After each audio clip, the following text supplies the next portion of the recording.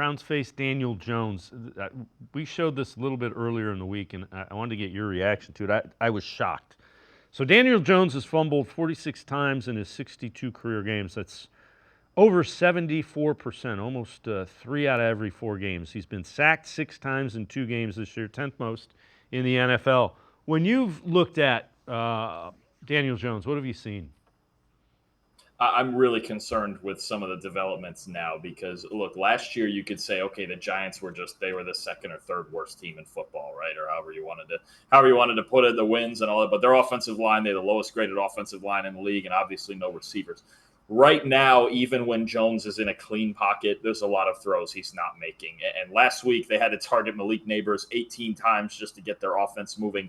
This entire passing game right now is really concerning because their offense just feels like it's Malik Neighbors and 10 other guys out there. Obviously, Andrew Thomas is a star up front, but even when Jones is protected, he's having a hard time making the throws. And look, if I'm the Browns this week, I'm just doubling Neighbors and going, beat me somewhere else. I don't care. Beat me running the ball. Beat me with a Wandale Robinson or Jalen Hyatt, guys who haven't proven themselves yet, or whatever's in their tight end room. Just beat me any other way than Malik Neighbors because he's the only, to me right now, is the only credible threat on this offense. Well, along those lines, this is from Dog Pound Daily. 3 keys for the Browns to get a victory against the Giants. Number 3, break up Jones and Neighbors. As you mentioned, 38 of his 70 attempted passes have gone to Neighbors. Number 2, limit the run. Again, you got Singletary, who, if you let him get it rolling, he could be a pretty decent running back. And number 1, Watson stays loose.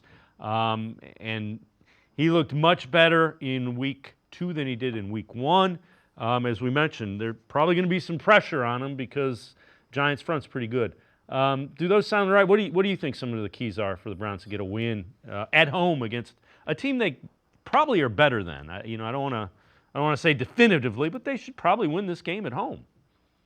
No, I agree. I think number 1 and number 3 stick out to me both. And again, on Neighbors, you mentioned that 38 out of the 70 attempted passes. Think about this. Normally, kind of the target share, we call it threat percentage, right? Where a guy's targets as a ratio to his routes. The top receivers in the league are getting about 25 to 30%. And if you're sitting there with Neighbors up over 50 through 3 games, I mean, again, he's their entire offense. I think you just have no choice but to double him. He is a special talent, special player. He's going to be a great player in this league. But right now you have to look at the Giants and just go, we stop him. What else do they have? And that goes into limiting the run and all of that. I don't know that the Browns will have a huge issue with that because the Giants have struggled to run the ball through 2 weeks too. And then you mentioned again Watson under pressure. This is a team that can bring pressure. Lawrence and Thibodeau and Brian Burns are this a big money defensive line that wants to get pressure and can get pressure, especially if they get ahead.